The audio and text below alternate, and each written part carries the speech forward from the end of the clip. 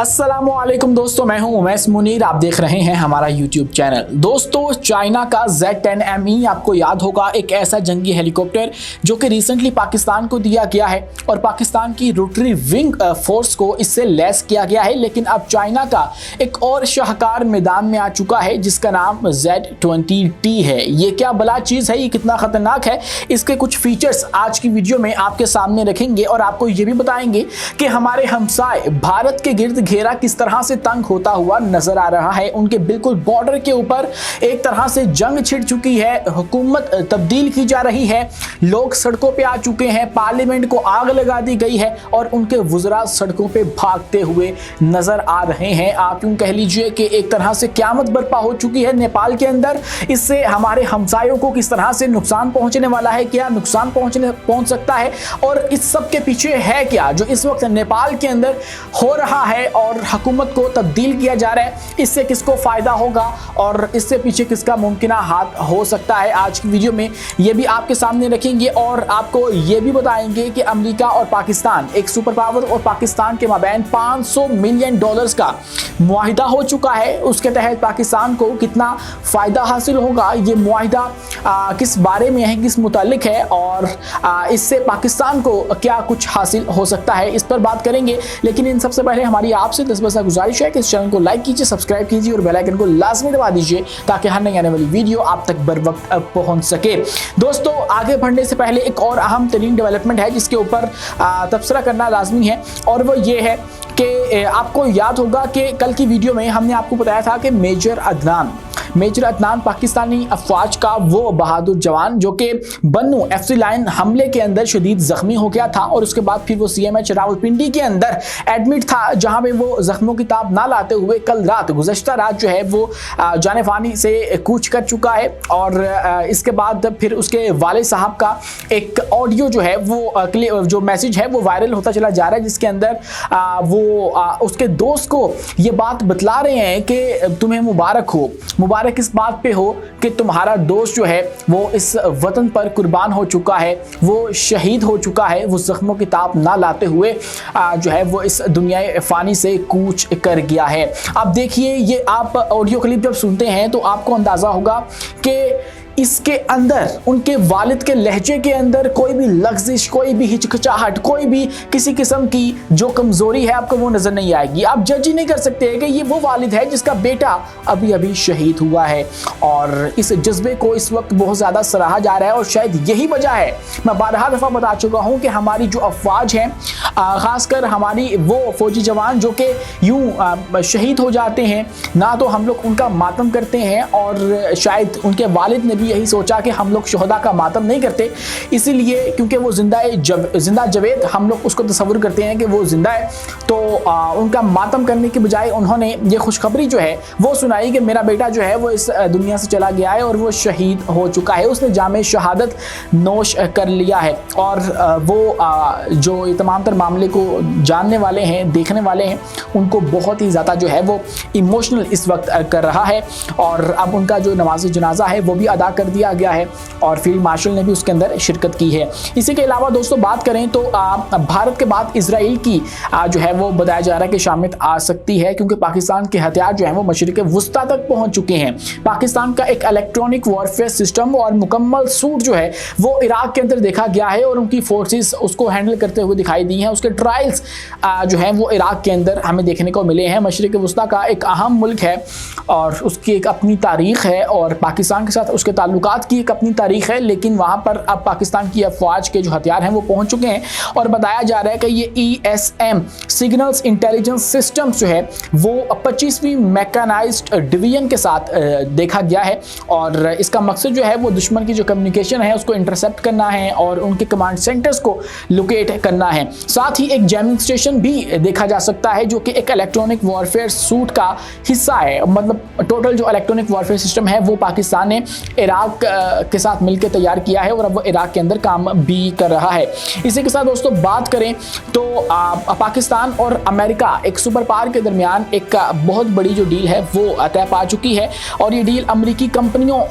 के साथ हुई है पाकिस्तान की। जब वो पाकिस्तान आई और पाकिस्तान के वज़ीर-ए-आज़म शहबाज शरीफ के साथ उनकी मुलाकात हुई है, जिसके अंदर यूनाइटेड स्टेट्स स्ट्रेटेजिक मेटल्स और मोटा एंजल ग्रुप के आला सतही वफ्द जो हैं वो मुलाकात के लिए पाकिस्तान आए हैं, जिसमें मादनियात, लॉजिस्टिक्स और तामीरात के शोबों में सरमायाकारी पर इत्तफाक हुआ है और इस मौका पर दो अहम मुआहिदों पर भी दस्तखत किए गए हैं। सरकारी टीवी के मुताबिक मुलाकात में नायब वज़ीर-ए-आज़म वज़ीर ख़ारजा इसहाक डार, फील्ड मार्शल सैयद आसिम मुनीर और वफाकी वज़रा भी शरीक थे। वफ्द ने पाकिस्तान में तांबे, सोने और रेयर अर्थ एलिमेंट्स समेत वसी मादनी ज़खायर में सरमायाकारी और कानकुनी में वैल्यू एडिशन, प्रोसेसिंग और बड़े इंफ्रास्ट्रक्चर मंसूबों में ताउन की ख्वाहिश जाहिर की है। इस सिलसिले में दो अहम मुफाहमती यादाश्तों पर दस्तखत हुए हैं और फ्रंटियर वर्क्स ऑर्गेनाइजेशन और SSM के दरमियान मुआहिदे के तहत इब्तदाई तौर पर $500 मिलियन की सरमायाकारी पाकिस्तान के अंदर की जाएगी और इसके अंदर फिर पाकिस्तान से एंटीमोनी, तांबा, सोना, टंगस्टन और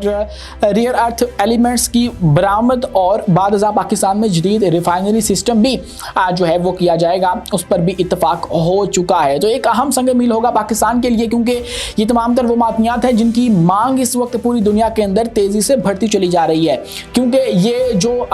मौजूदा दौर के इक्विपमेंट्स हैं, आलात हैं, उनके अंदर इस्तेमाल होते हैं। आप देख लीजिए इलेक्ट्रिक व्हीकल्स के अंदर, आप देख लीजिए कि जो नए फाइटर जेट्स बन रहे हैं उनके अंदर इनकी ज़रूरत है और इनके ऊपर दुनिया इस वक्त लड़ रही है। चाइना और अमेरिका की एक जो लड़ाई है वो इसके ऊपर भी है। तो ऐसे में पाकिस्तान ये अपॉर्चुनिटी जो है वो अवेल कर सकता है और हम लोग इसके अंदर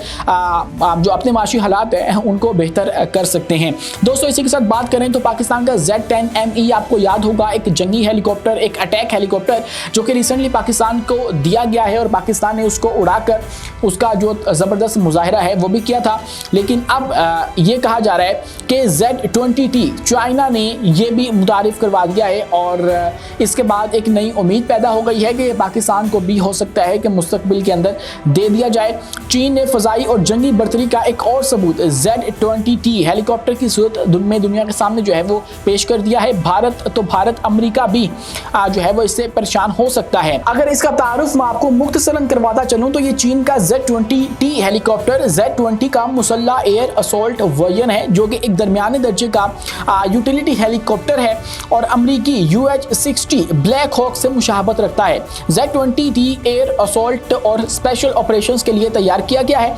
जो एंटी टैंक मिसाइल और रॉकेट लॉन्चर जैसे हथियार ले जाने की सलाहियत भी रखता है। अगर इसकी नुमाया खसूसियात की बात की जाए तो एयर असॉल्ट और स्पेशल ऑपरेशंस के लिए डिज़ाइन किया गया है, खास तौर पर जंगी किरदार पर तवज्जो के साथ, और हथियार मुख्तलिफ हथियार ले जा सकता है जैसे ground missile, anti tank missiles, उसके बाद रॉकेट लॉन्चर से अपने साथ लेकर जा सकता है। इसके अंदर जदीद एवियोनिक्स, उसके बाद फॉरवर्ड लिंकिंग इंफ्रारेड और टारगेट एक्विजिशन सिस्टम्स और नाइट विजन सिस्टम भी जो है वो नस्ब किए गए हैं। एक फाल दिफाई निज़ाम रखता है अपने अंदर ही, जिसमें मिसाइल वार्निंग सेंसर्स और इंफ्रारेड जैमर्स शामिल हैं ताकि मिसाइल के खतरात से बचाव किया जा सके। और अगर ये पाकिस्तान के हवाले कर दिया जाता है तो ये चीन की जानिब से एक और तोहफा होगा और जो कि बहुत ही इंपॉर्टेंट होगा। दोस्तों अब बात कर लेते हैं नेपाल के हवाले से, जहाँ पे इस वक्त बगावत हो चुकी है, लोग सड़कों पे आ चुके हैं, खासकर जेन ज़ी, हमारी उम्र के जो लोग हैं वो इस वक्त सड़कों पे आके एहतजाज कर रहे हैं और एहतजाज यूँ कर रहे हैं कि उन्होंने हुकूमत का तख्ता ही उल्टा दिया है, हुकूमत को चलता किया है। इससे पहले बांग्लादेश के अंदर भारतीय हिमायत याफ्ता जो हुकूमत है उसको वहाँ के लोगों ने चलता किया था, खासकर स्टूडेंट्स ने। अब की बार भी जो जेन ज़ी है वो सड़कों पे आई है और उसने आके उधर की हुकूमत को जो है वो भगा दिया है और मुतालबा ये था कि हमारे ऊपर जो सोशल मीडिया बैन है उसको ख़त्म किया जाए। जब इन मुतालबों के ऊपर एहतजाज शुरू हुआ तो उसके बाद पता नहीं कब देखते ही देखते जो है वो करप्शन के ख़िलाफ़ एहतजाज हो गया और उसके बाद फिर जो बुराइयाँ थी उन्होंने उनके ख़िलाफ़ एहतजाज शुरू कर दिया और फिर वो हुकूमत जो है वो मजबूरन इस्तीफ़ा देकर घर चली गई है और उनके वज़ीर-ए-आज़म भी इस्तीफ़ा देकर जा चुके हैं। अब नेपाल वो मुल्क है जिसके ऊपर कभी भारतीय इन्फ्लुएंस हुआ करता था, क्योंकि नेपाल के साथ वो बॉर्डर शेयर करते हैं, कल्चर शेयर करते हैं, तो इसीलिए उनके बहुत से मामला जो है वो आपस में मुश्तरका तौर पर चला करते थे। तो भारत जो है वो अपने इर्द गिर्द जो छोटे छोटे ममालिक हैं उनके ऊपर अपना इन्फ्लुएंस लाजमी जो है वो रखता है, उनको बतौर प्रॉक्सी यूज करता है। लेकिन पिछले कुछ सालों से जो चाइना है उसने नेपाल के अंदर अपने पंजे जो हैं वो गाड़ लिए थे और वहां पे भारी जो इन्वेस्टमेंट है वो की थी। लेकिन अब भारतीयों को ये खदशा लाहिक हो गया है कि भाई अब नेपाल के अंदर हमें नहीं जो है वो निकाला गया, हमें तो चाइना ने पहले निकाल दिया था, लेकिन अब चाइना को निकालने के लिए ये CIA ने बहुत बड़ा ऑपरेशन जो है वो करवाया है। यानी कि अमेरिका वर्सेस चाइना जो है वो इस वक्त नेपाल के अंदर हो रहा है और प्रो चाइनीज जो गवर्नमेंट है जो कि शी जिनपिंग की जो है वो ताबे थी उसको अब निकाला गया है और अब अमेरिका को जो है वहाँ पे इस्टेब्लिश किया जाएगा या अमेरिकी हिमायत याफ्ता जो गवर्नमेंट है वो वहाँ पर आएगी, जो कि भारत के लिए अच्छा नहीं है। हाँ, चाइना के लिए अच्छा नहीं था, चाइनीज जो गवर्नमेंट थी वो भी अच्छी नहीं थी भारत के लिए, लेकिन जब अमेरिकी गवर्नमेंट आएगी तो वो भी कोई भारत के लिए अच्छी नहीं होगी, क्योंकि आजकल अमेरिका से भी भारत को डंडे जो है वो पड़ रहे हैं और इस वक्त गैज़ो गज़ब जो है वो नाजिल हो रहा है भारत के ऊपर अमेरिका की जानिब से। आज के लिए इतना ही है। तो मेज़बान उमैस मुनीर को दीजिए इजाज़त, मिलते हैं अगली वीडियो में किसी नई मालूमात के साथ। शुक्रिया, अल्लाह हाफिज़।